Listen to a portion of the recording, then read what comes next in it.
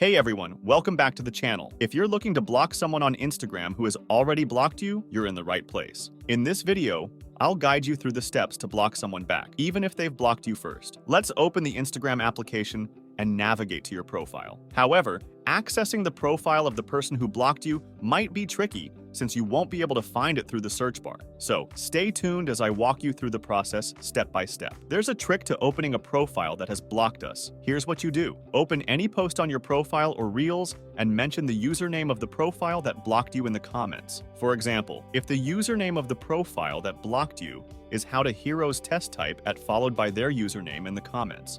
After you comment on your post, click on the username you just mentioned. This will take you to the profile of the person who has blocked you. When you reach their profile, tap on the three dots at the top right corner of the screen. A menu will appear, and you'll see the block option. From there, you can block this person even if they have blocked you on Instagram. I hope this video helped you out. If it did, make sure to leave a like, and I'll see you in the next video.